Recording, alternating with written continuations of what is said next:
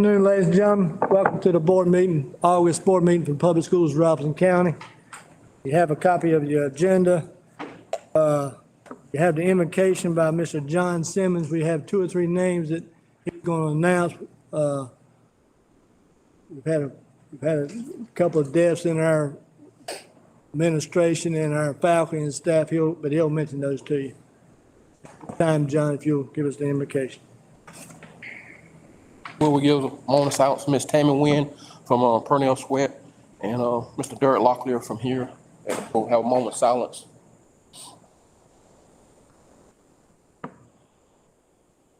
Heavenly Father, gracious Lord, we come to you thanking you for your grace and your mercy. Lord, we thank you for allowing us together here tonight.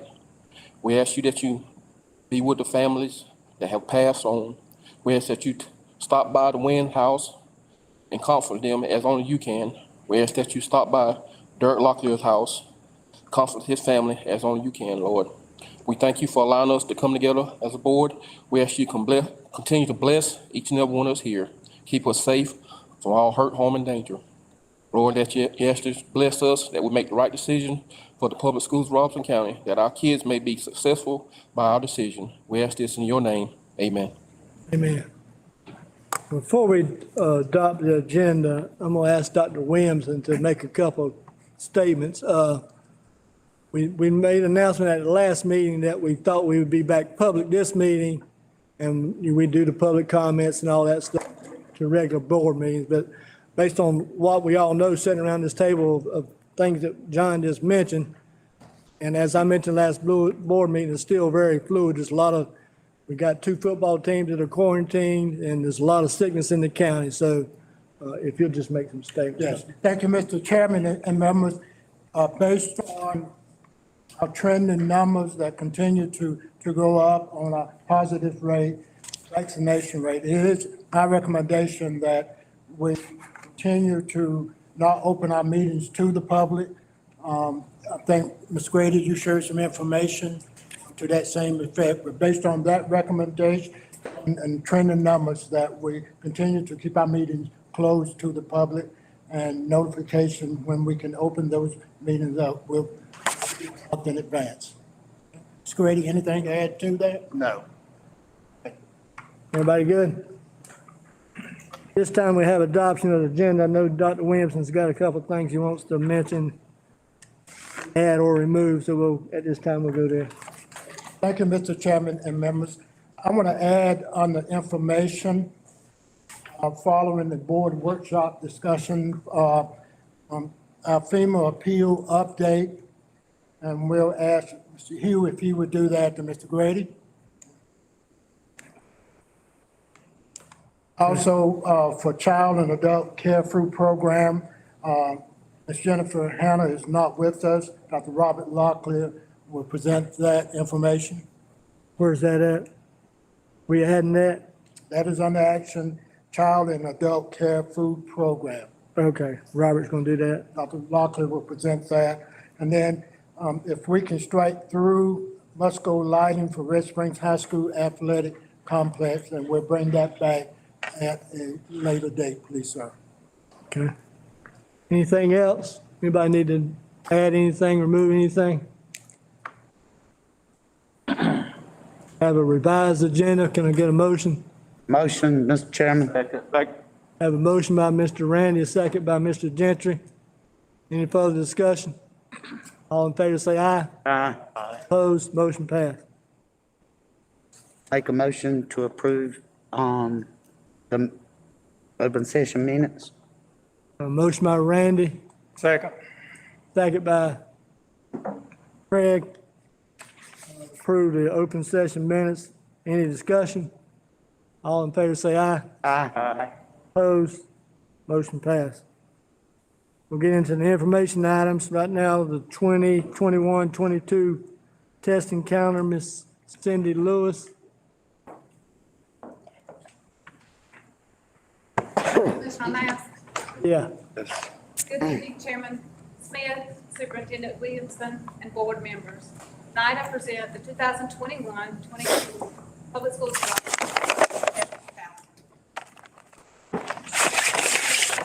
calendar. number in your packet. Following the processes and policies last year, all of our tests will be administered online, with the exception of pre-ACT, ACT, and extended 11th grade. At this time, we are not participating in NAEP assessments this year, nor are we participating in any pilot assessments. Are there any questions? Anybody have any questions? Does this have to be approved? Mr. Chair, does this have to be approved? No, ma'am. Okay. Questions? This is information now. Thank you, ma'am. Appreciate it. It's good to see you.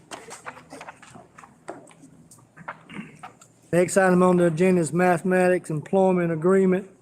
Dr. Robert Locklear and Karina Bailey. Karina Bailey.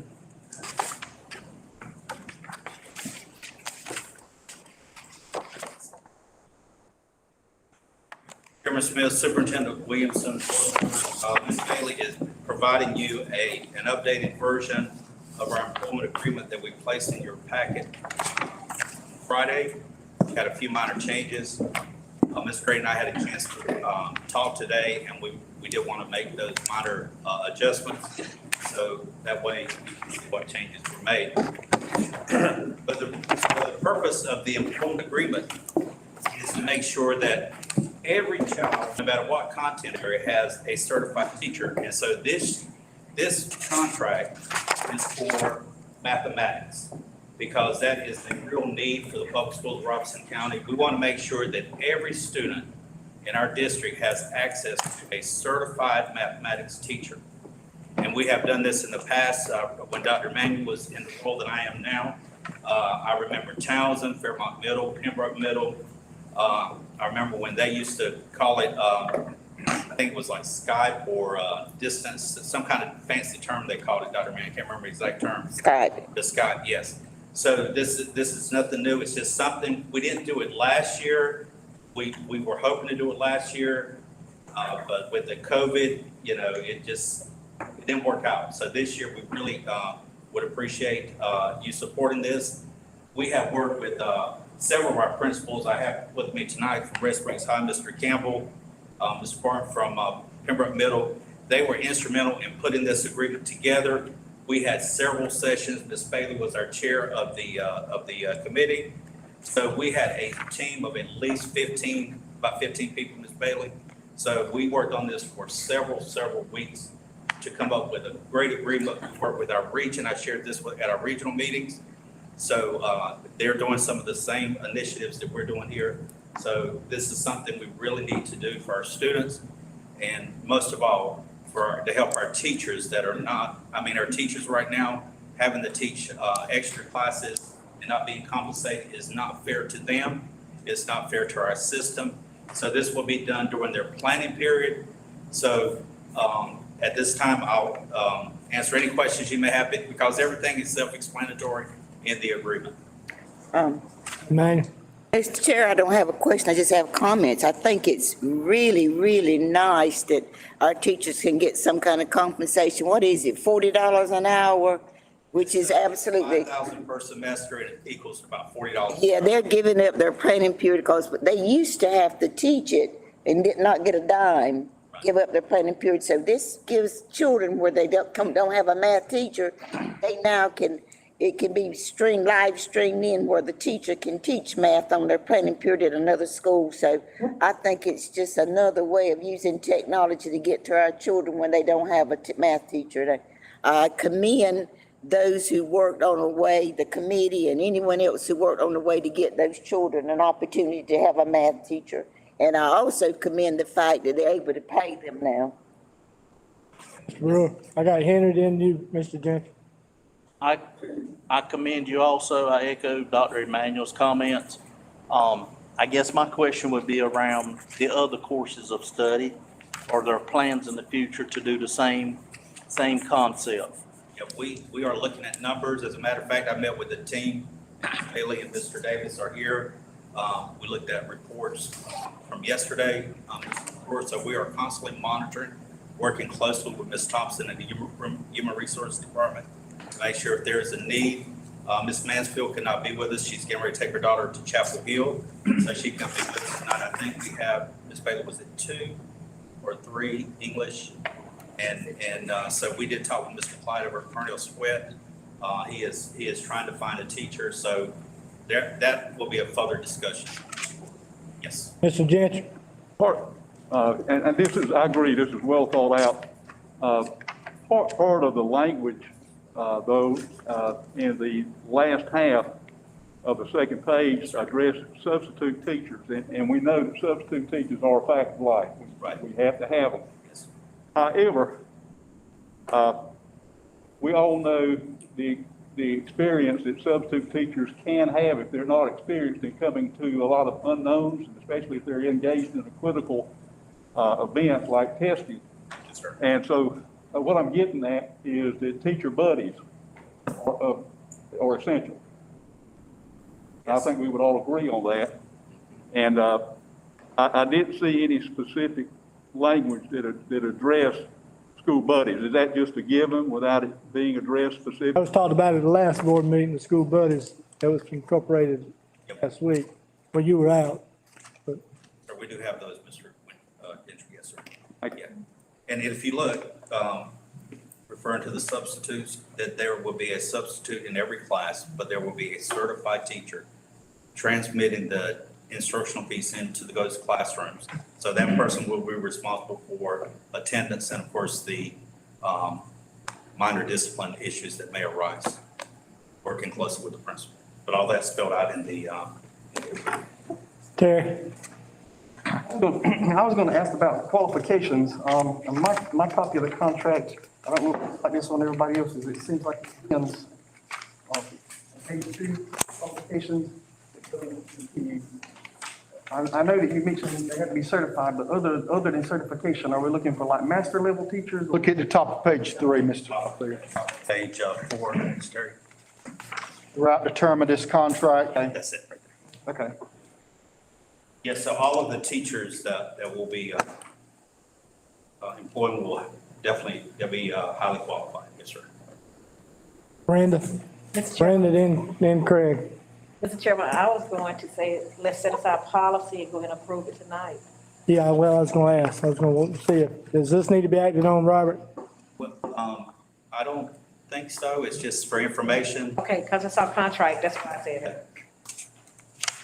You're paying them money, so I think. let's err on the safe, let's err on the side of caution and go ahead and move it to action and approve it. Second. Have a motion to set aside policy by Brenda, and second by Randy to set aside policy. Any further discussion? I got you, Craig, in just a minute. I was gonna move to set aside policy. All in favor of set aside policy, say aye. Aye. All opposed? Now, Craig, you got the floor. Definitely in favor of doing it. This is middle school and high school? Yes, sir. Right now only? Yes, sir. Okay. And then going back to the teachers, just making sure I still understand it.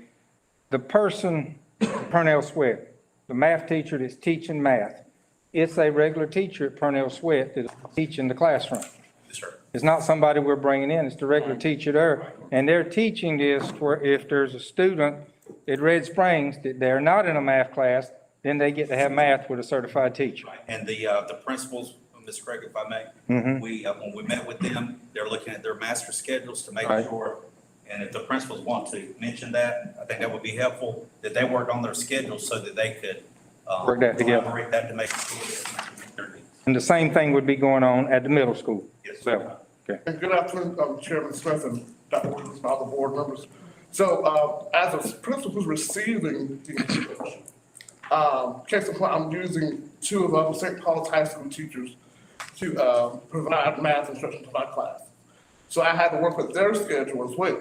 So I rearranged my schedule to meet St. Paul's High School schedule as far as those math classes, so I can have teachers to teach my students.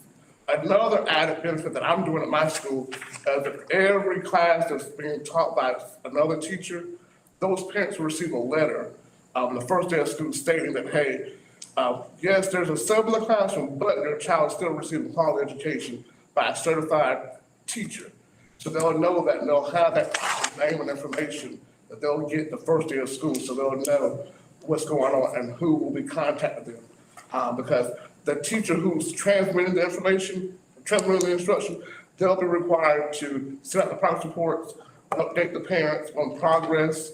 And so it'll be important for that parent to know who this person is. That they're not not on our campus, but they are providing quality instruction to those students. Thank you. Yeah, that's the big point I wanted to make. I think this is a game changer for our children, but also for principals. Because most principals will tell you they'd rather lay down in front of a good math teacher's car than them to put on them. But it's not just, I'm providing you live instruction, but this is gonna be their teacher. So if it's a question I have, they're gonna hold office hours in the evening. They're gonna do tutoring throughout the school year. So it's a situation like I can call Mr. Bart because that's my teacher. And we just thought if we're gonna have teachers do that, if they're gonna be interested, then surely we should compensate them. So I think it's a win for teachers, it's a win for students, but it's also a win for poor principals who are out there looking for teachers really hard. Any other comments or questions? We had a motion, and a second, set aside policy that approved. Now I need a motion for the action. So moved, Mr. Chairman. Second. Have a motion by Randy, second by Henry to approve the mathematics employment, mathematics employment agreement. Okay. Any other discussion? All in favor, say aye. Aye. Opposed? Motion passed. Next item on the agenda is the NCDHSS COVID-19 testing in school setting. Stephanie Locklear.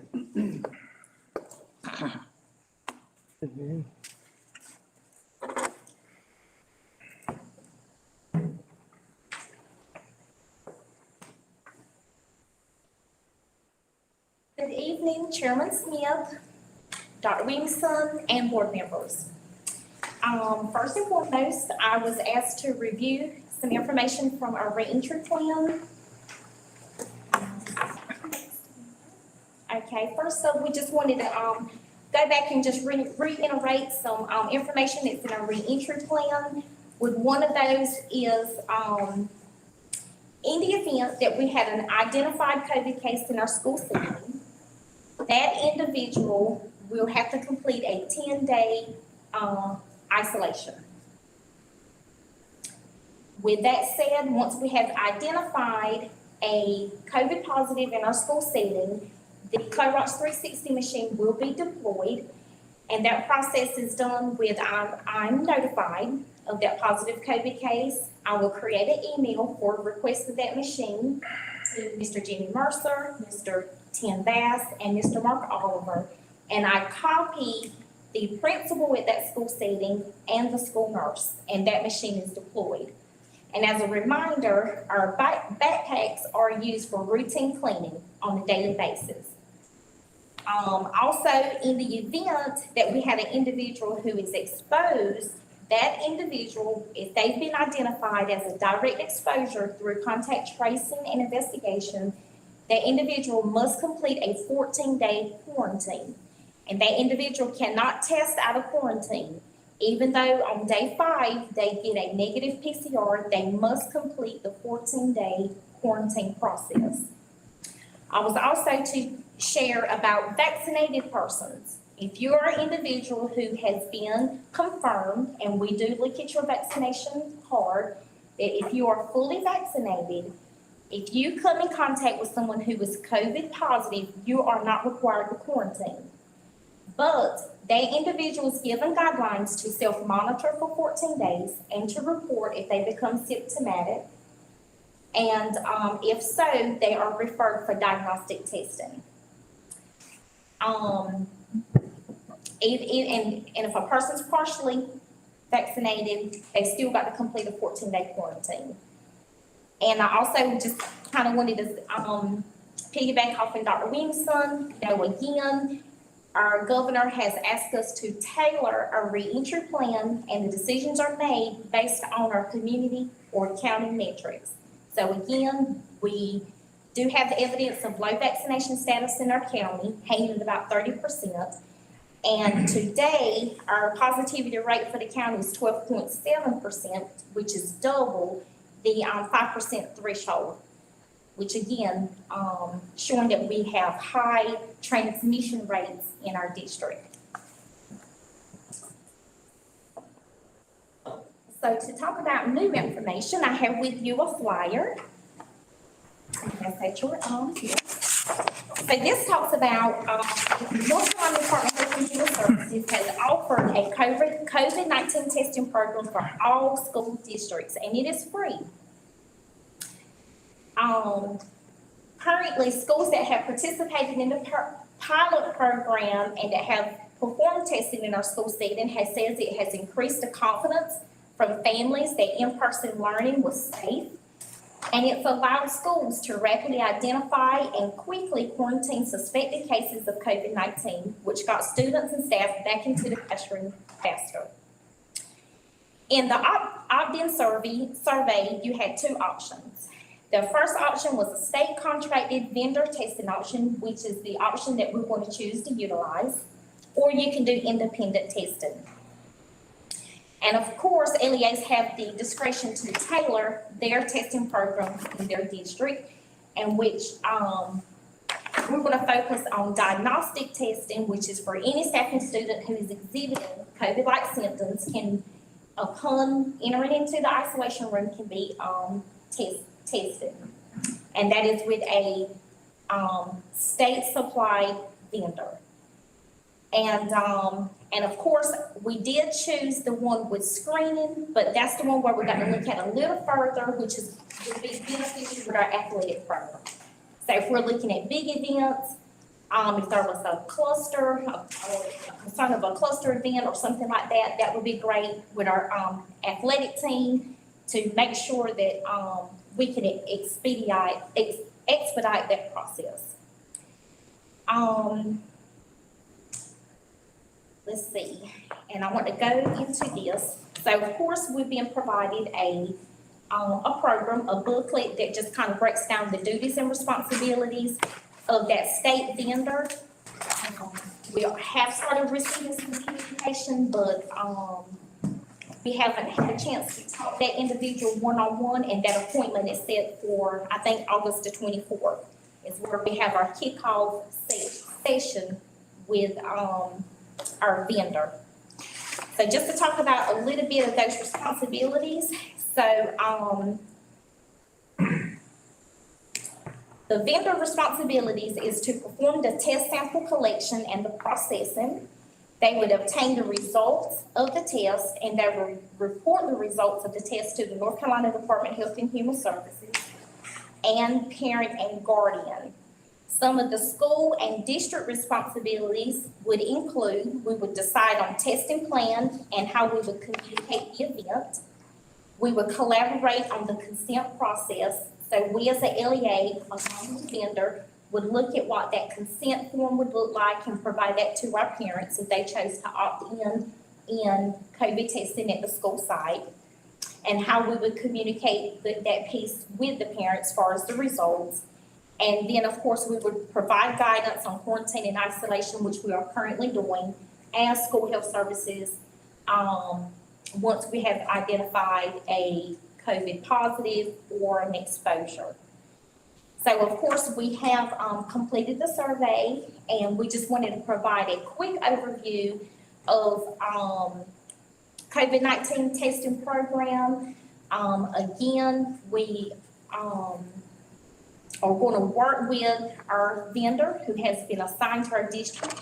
The name of that vendor is Mako, and we will learn more, have more comprehensive information to share later, once we have that kickoff meeting. I think this is great. I mean, I as you just stated, we need a little more information. I mean, how we're going to implement it and at each school, and how it's going to be processed. And I mean, so it's free, like you said, it's free to any staff member or student, anybody, right? Yes, it would be free to our staff and students. Yeah. Well, after you had the meeting, you could give us an update at our next board meeting. Yes, sir. I went ahead, we was as the email stated today, they wanted you to go ahead and book your kickoff meeting appointment by Monday. So I went ahead and scheduled that for August the 24th. And, I've included myself, Dr. Williamson, Mr. Bobby, and one school nurse, for that meeting. And of course, as we get more information, we will be able to provide more comprehensive detail of what that looks like for our district. Craig? Stephanie, let's go back to the very beginning where old information, but we're hearing, we got 10-day isolation and a 14-day quarantine. Okay, if you will, touch quickly the difference between those, and when is it 10 and when is it 14? Okay, so a 10-day isolation would be for anyone who's COVID positive. And then the 14-day would be for anyone who has been identified as being directly exposed to a COVID positive person. Okay. Dr. Williams? And again, as a reminder, students riding the bus are required to wear a mask, and that's from the state. And then, Stephanie, will you define a cluster? Because only if a cluster exists in a building are we required to close that building, correct? Or has that changed? Not, with collaboration with Robinson County Health Department, they would help make that determination. So, if you have a cluster event where you have 5 or more persons who has been linked together, there's a connection, meaning through contact tracing investigation, it was determined that 5 people came in contact with that one person.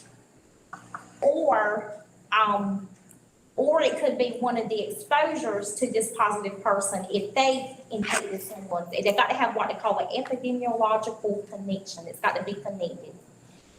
And I spoke with our communicable disease nurse at the county. She said it would have to be something extreme to close a building. For them to say that you need to close a building, but as the superintendent of our district, at this level, we can decide to say, hey, we're going to go ahead and close this building down, just based on what's going on, the events that's taking place.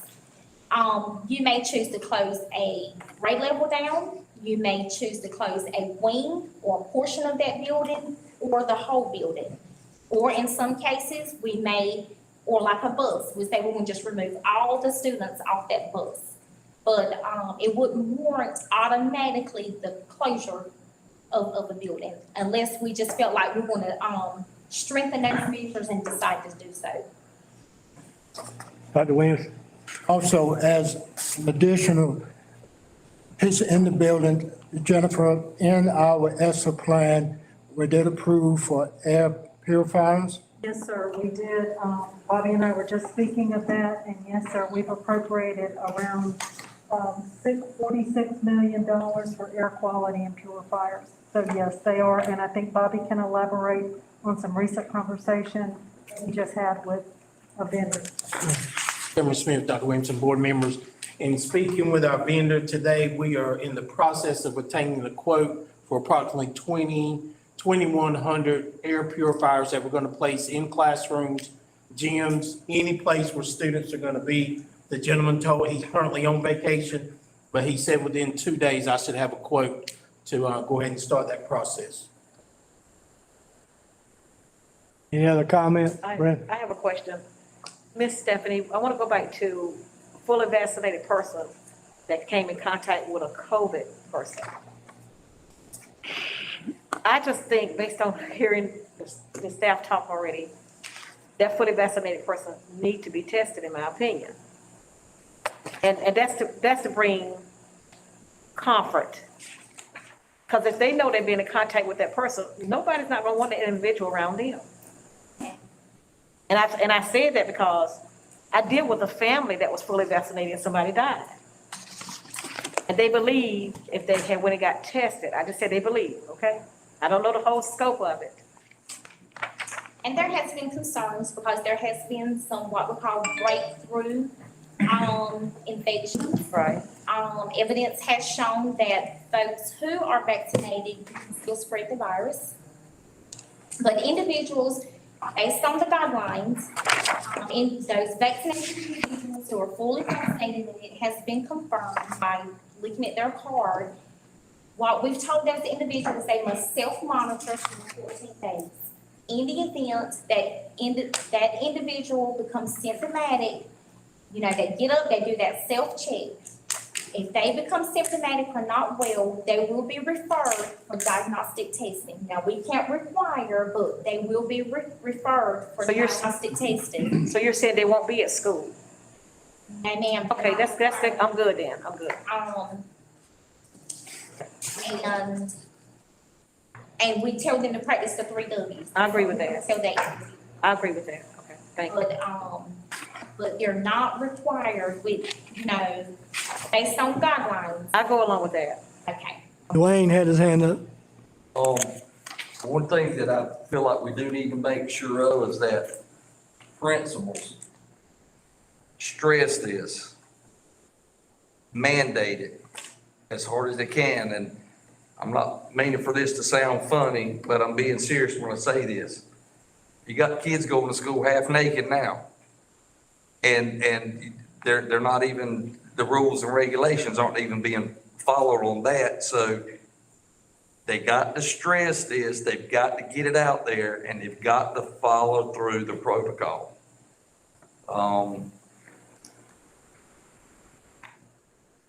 Principals are gonna have to come to the plate. They're gonna have to be the bad guys, but it's gonna have to be done. Because it's serious, and they just gonna have to do what they gotta do. Terry? What authority do principals have in terms of consequences? Just say if he walks into a room and there's 3 or 4 teachers in there, having a conversation with no mask and not social distancing, what's the suggested action for a situation like that? Yeah, the recommendation would be that they write that employee, that teacher up. It becomes not part of central office personnel file, but part of that building personnel file. And the norm is if we have to address it at least 3 times, then it becomes a central office issue through personnel. Any other questions, Terry? Henry? For communication purposes, in the event, say we have a bus of students that come in contact, will they proceed to be educated through the avenue of virtual? Yes. Craig?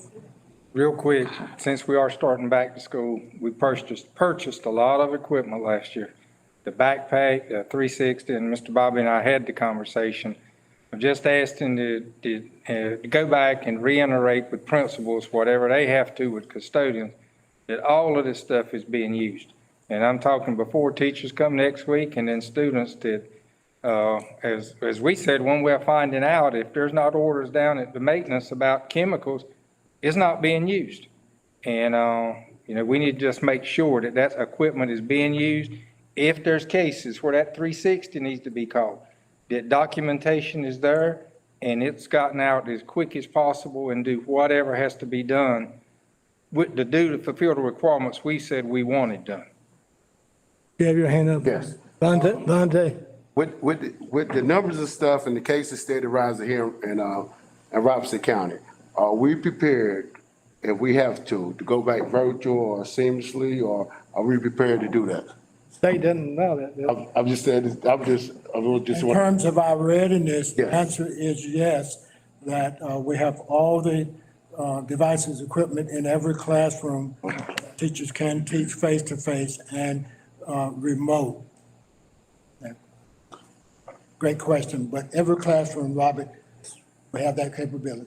Mr. Gentry? All these scenarios that Ms. Stephanie was outlining here, what obligations do the principals have to notify parents in general of what has happened. Let's say there's 4 cases that were found on this campus X today. At what juncture, I guess I'm getting at what point do they need to get a letter out to the parents saying this is what the situation is? You need to know. We, earlier this year in April, Mr. Bobby, we developed a, script, a COVID-19 script that the school administrator, along with, depending upon the nature of the situation, that school principal may have to get some help with some front office folks or that homeroom teacher.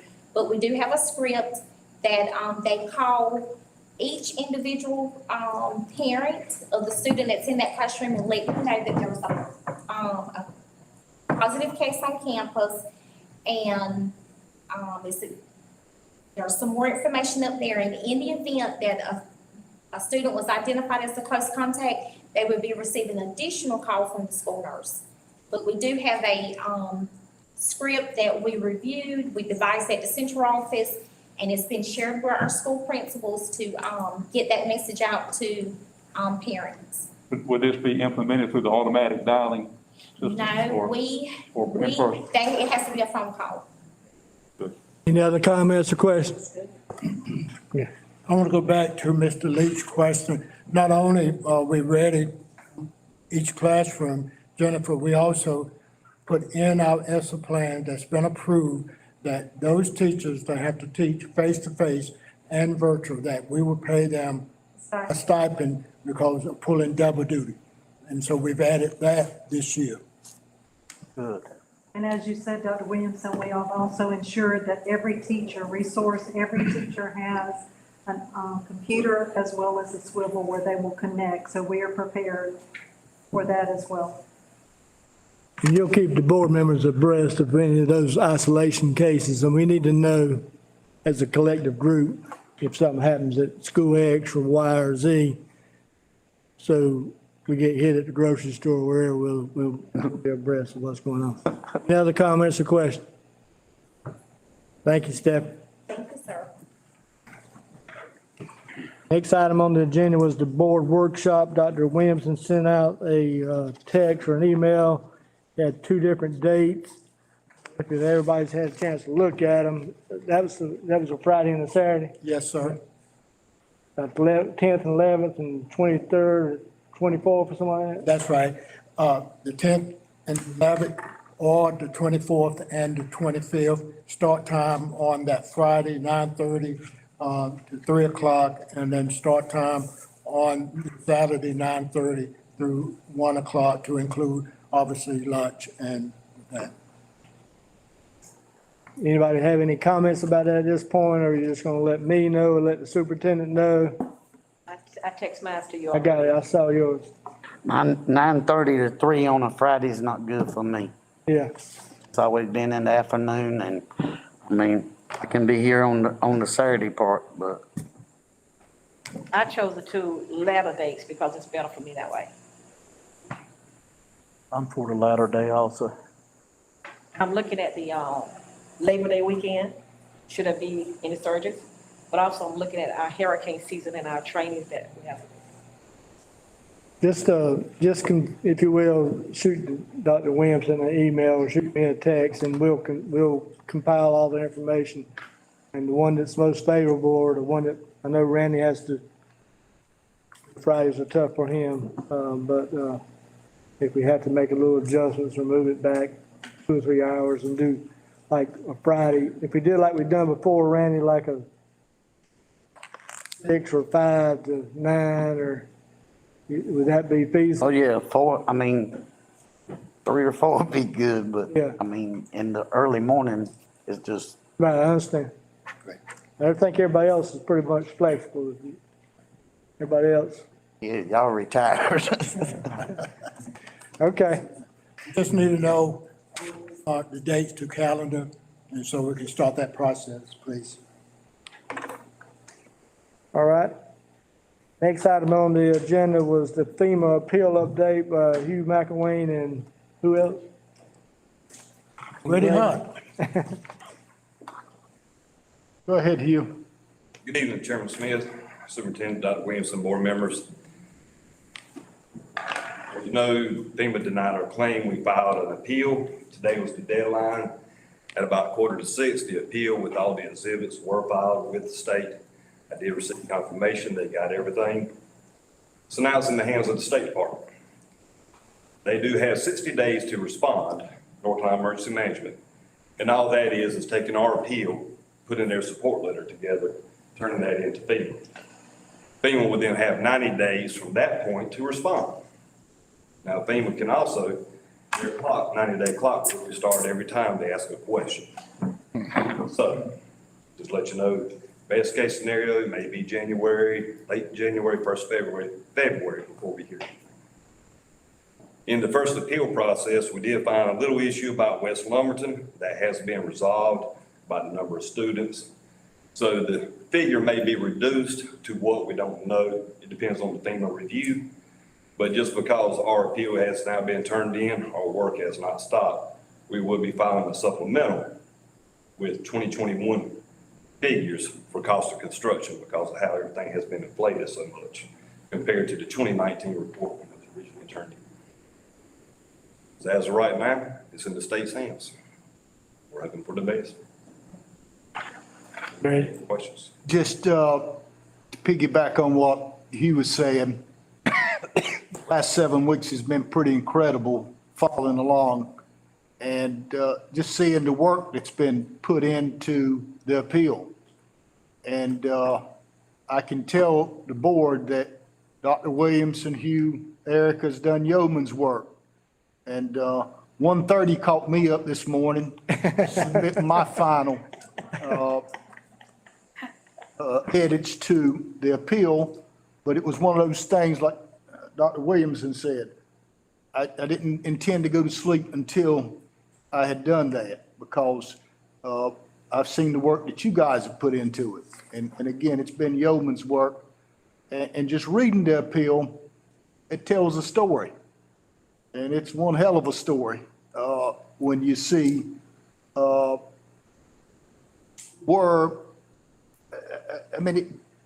federal government just shouldn't be this way. I'll say that without saying more. But I think I feel good about our appeal. I think they kind of showed the inconsistencies in the way that things have been handled along the way. And certainly I think FEMA will eventually say that things could have been done much better. But I'm not nearly foolish enough to tell you we're going to get $87 million. But I'm crazy enough to tell you we're going to get a hell of a lot more than $5 million. I feel good about that. The decision we made, collectively we made to bring in Baker Donaldson, probably one of the best decisions that I've seen made by a board in 27 plus years of representing this board. Because just to see the end product that was filed today, Hugh, and that's been confirmed by the state is just a good product. So I think just kind of nothing we can do now. We're in a wait and see, and it's at least 5 months and probably longer than that before we know what direction FEMA's going to take with it. But at least we know if we're not satisfied with that, we've got other avenues too on that. So it's going to be just interesting to see what twists and turns that it takes. And like Brian Snell said just in our email a little earlier, you can breathe now, Hugh. Craig had his hand up. For Craig's piece, I know we've done this before, but I want to commend Hugh. I know Hugh has put a lot of time and effort into this project.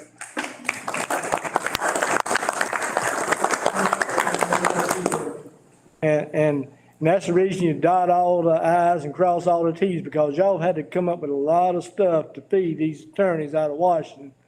for this appeal process. I haven't been listening to the meetings.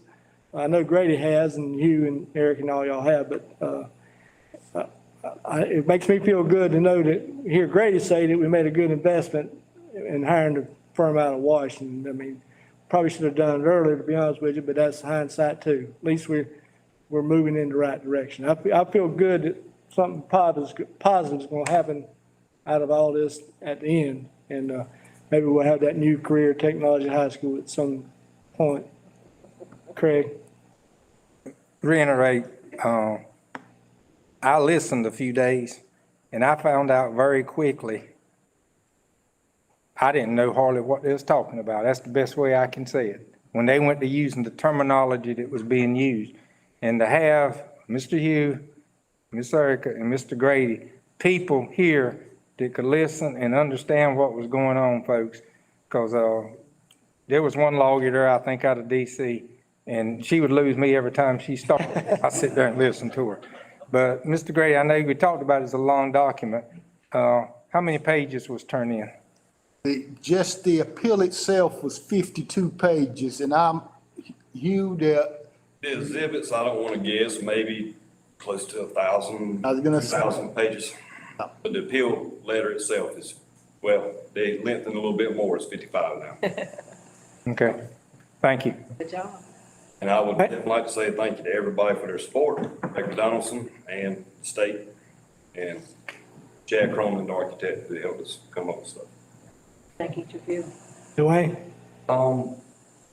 Just a question, when we have a natural disaster like we've had, does FEMA set up and come in to help us? Like, let's just say like American Red Cross or something like that, is that? they should, but no, and to protect against that in the future, we've got flood insurance now that we didn't have back then. But, you know, just looking back at it, just no pun intended, but perfect storms.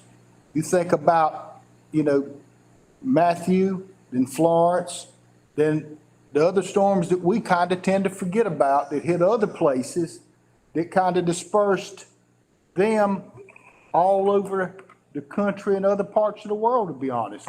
So, I think if I'm not, and correct me if I'm wrong, Hugh, but maybe it was 2019 before they actually come to do an assessment. Am I right when No, they did come. did they come to do the assessment? It was in 2017. It was about it's about 8, 9 months after. Okay.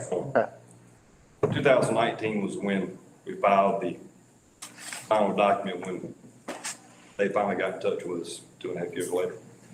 But, and you're correct, we're in what's called Region 4. It is the hardest hit region in the United States with all the hurricanes. It goes the whole from Texas all the way up through Virginia. So they have been under a lot of pressure and have been very short-handed, but still. Well, I'll say this, that's what they signed up for. Correct. Our whole county's been under a lot of pressure since 2015. And I can tell you this right here, from living in this county right here, and from everything that we've gone through, I remember in 2015, after the storm was hit, I went places I didn't even know was in Robinson County that people needed stuff. And I'm pretty sure, I mean, just everything that was going on. And I think we come together pretty well, and we held our own with each other. We formed a great bond, even though we do have our differences in certain parts here and there. But when it comes to something, we know when we come together and what we're about. And saying that, that's the reason I was asking the question if FEMA came in. It's more like an application process. If you don't apply, they don't come see you. Right, okay, well, they come see us, they need to get off the hill. Well, you know, and a couple of things kind of shocked me when we got our memorandum back in June. For them to pay us for remediation and then saying an official document that we had never did any remediation work astounded me. I mean, when I read that, I mean, that's what triggered my mind that Sunday afternoon to say, we gotta do something about this. This is crazy. I mean, you know that they paid you, and then they're saying in an official document that you didn't do any remediation when they paid you for the remediation work you did. So, again, I commend the board for making a good decision. I think, in the end, we'll be glad that we hired Baker Donaldson. Brandon? And Mr. Chairman, I do want to say FEMA does come into our county. And in 2016, we set up at the old Kmart shopping center, but they deal with the residents first. And one of the things, they end up using a lot of local people who are not familiar with landmass. They were not familiar with FEMA terms. People was going back and forth, so it created problems. And with us first being hit with a flood like this, we didn't know that we had to go out there either. But now you're more experienced. We have our own to stand on, so we've learned a lot. These two storms have really educated us to prepare, if nothing else. And I do commend all of you all very highly. This may or may not be relevant, but listening to you, and I know this is beyond any of our control, what period of time is out in front of this before we can expect anything? Is there an inflation clause in this that, Randy will tell you the cost of 2x4 is about triple what it was 3 months ago. Yes, sir. Best case scenario, it may be February before we hear anything from FEMA. And that's whether they accept it or deny it again. Yes, we can go back and include the inflation costs. That's what I was saying earlier. Our work is not done. We're going to come up with the help of the architect and Baker Donaldson to come up with what prices are as of today's date. We know FEMA will be asking for that, so we just want to go ahead and get ahead of them. As soon as they ask, well, here you go. That way it don't delay the process. Any other questions or comments? Thank you, appreciate it. Thank y'all. Move to the action items. First item is Old Mainstream Academy Charter School, Charlene Locklear.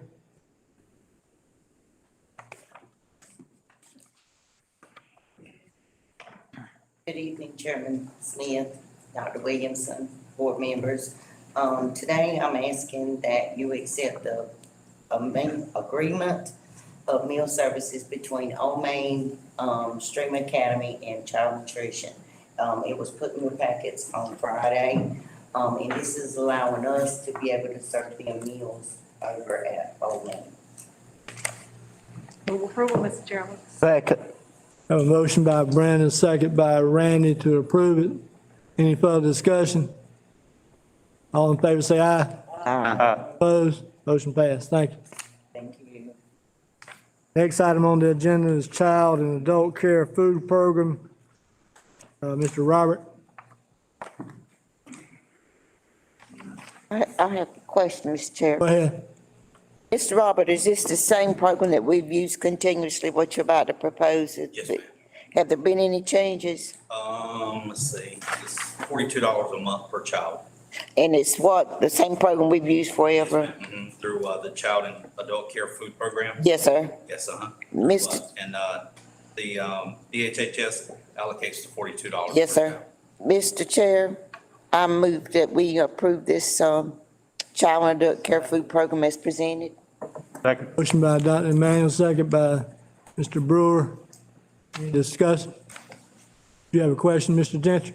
No, Okay. Have a motion second. All in favor say aye. Aye. Opposed? Motion passed. Thank you, Robert. Next item on the agenda is the policy update section 1000B. Mr. William Gentry. Mr. Chairman, thank you. Dr. Williamson, board members. The policy committee met on July the 27th to consider the policy series 4000B, this particular section of the 4000 series. There were proposed revisions in 3 different sections of the policy, 4325, that are about and concerning drugs and alcohol, use of unmanned aircraft, 43, 34, through 73, 45. And, discipline records, 43, 45. Long-term suspension, 43, 53 were the only areas that required, revision. There were no substantial revisions. Most of it was, by way of wording and semantics. This, does not require a second reading, as it has already, been approved as a series. Only the revisions have come about. And, being an action item, it does not require a second, so I make a motion that the board approve at this time. I second. I have a motion by Mr. Gentry, the chairman of the committee, and second by Dr. Emmanuel to approve policy update, section 4000B. Further discussion? All in favor, say aye. Aye. Motion passed. Thank you. Thank you, Mr. Gentry. Excuse me. Yeah. Can I have a point of personal privilege, please? Sure, yeah. I want to thank everybody, for your concern and your prayers and contact. I think by now most everybody knows I had a little scrape, on the way to the board meeting Monday evening. That's why, or Monday evening of last week. That's why I didn't make it. But, it's a blessing to know that, folks care, and I really appreciate it. Thank you. Thank you. Next item on the agenda is the sole source vendors, learning A to Z digital ed solutions. Erica Setzer. Good evening, Chairman Smith, Superintendent Dr. Williamson, and board members. If anybody has any questions about the sole source vendors, I can answer those. I did want to say that you guys need to remove my name from the FEMA. That was all Hugh. I don't feel right, my name being in it based on the work that he did. He has been tremendous in moving forward with that project. The state 016 funds will be used to purchase the Learning A to Z, and low WIP will be used to purchase Digitalis education. Mr. Chair. Yes, ma'am. I move to approve, but Miss Erica, maybe you might want to tell them what sole source is as opposed to the other kind. Just tell them if you would. So sole source, it means that this is the only vendor that we can buy these products from, or that they have the licensed material that we want to purchase them from. And when we're using state funds, I've referenced the board policy and the statute that dictates we have to get board approval when we don't have competition. Second that emotion. The motion. Who made the motion? I made the motion. You made second by Brenda. Any further discussion? All in favor, say aye. Aye. All opposed? Motion passed. Go down to monthly financial report. Erica. Mr. Dwayne. Do you have anything? I was just gonna mention, as you know, the House just released their version of the budget. So now we will move forward with the committee to work out the details between the governor's version, the Senate version, and the House, and hopefully we will have a conference budget. I'd like to make a motion to approve. Second. Have a motion by Dwayne, second by Henry. Any further discussion? All in favor, say aye. Aye. Opposed? Motion passed. Thank you. Next item is the 2021-22 school fundraisers. They're in the packet. Dwayne? Have anything you need to share with us? I just wanted to mention that as we move forward with the fundraisers, we're gonna be in close contact with the schools to monitor visitors in and out if it requires that, like with school pictures. We've got plans in place to control, ask different requirements of those vendors as they come into the. I'd like to make a motion to approve. Second. Motion by Dwayne, second by Henry. Any further discussion? All in favor, say aye. Aye. All opposed? Motion passed. Thank you. Thank you. Randy.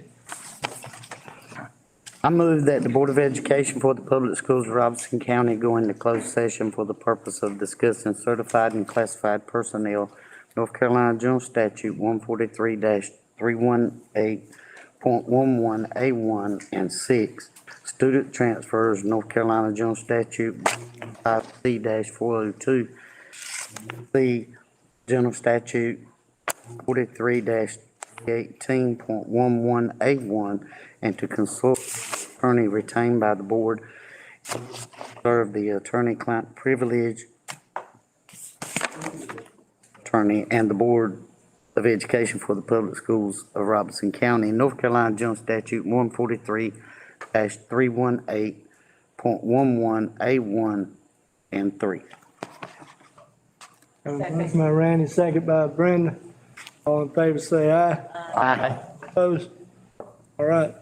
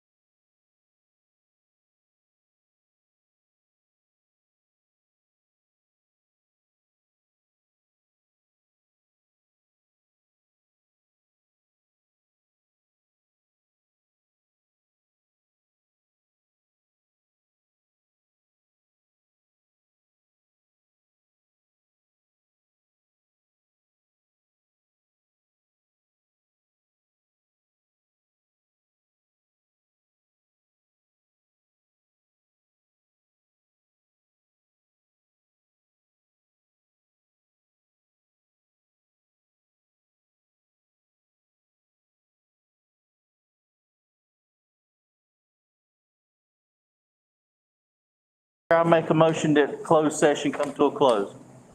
Have a motion to come out of closed session. Second. Second by Fonte. All in favor, say aye. Aye. Opposed? Motion passed. What we're going to do, ladies and gentlemen, is we're not going to adjourn this meeting. We still got a couple other personnel things that Superintendent Administration is working on. Wants to recess this meeting. I know it'll probably be tough on you, Randy. Wants to recess this meeting till Thursday. At what time? Whatever time will work. Our intent is we're Probably still, won't take about an hour, Randy. I don't know if you can take a lunch or break, but whatever, but. we're still in process of interviewing for principalship at, Red Springs Middle School and Rolling on. Norman. And we'll have that complete and be able to bring you a recommendation on Thursday. So we're asking that we recess this board meeting so that, for that purpose. Mr. Chairman, we're going to approve tonight. Yeah. Personnel list. Yeah. Oh, yeah. So we won't recess, we got to approve the Approve personnel as presented. Second. motion to approve personnel that was presented. Second. Have a second by Craig. All in favor, say aye. Aye. Opposed, motion. I said no. Okay. Minutes. Have a motion to approve closed session minutes. Second. Second by Henry. Any further discussion? All in favor, say aye. Aye. All opposed? Seconded by Craig. Huh? By Craig. Craig, second, okay. We have to make a motion to recess. Motion to recess. I need a motion to recess to Thursday, let's just say 10 o'clock Thursday, would that be good? I think you can make it 10, Randy? Got a previous appointment at 10. I got a previous appointment at 10. I'm meeting, can we do it at lunchtime or can we? You're not gonna have a quorum here. I mean, you're gonna have to have 8, right? If we recess it, No. recess it, we can just. 6. Oh, we gotta have it 6. This is a regular meeting. We can do it at 5. We get 7 here. What time We can do it at 5, Thursday afternoon. Or if y'all want to do it at 6 o'clock for some of us going to work that morning. Can't get up. All day. I just, Well, you can do a virtual, I mean, even though you're not here, if you wanna do the virtual, you could sign on and vote or not vote or whatever. Do that, Fonte? I can't do that. I have a meeting on Thursday. I have a meeting for contract. That's fine. at 12. Huh? Bunt is at 12. Somebody said 5. I know, yeah. Say 5. Do that long. That don't matter, I mean, Good at 5.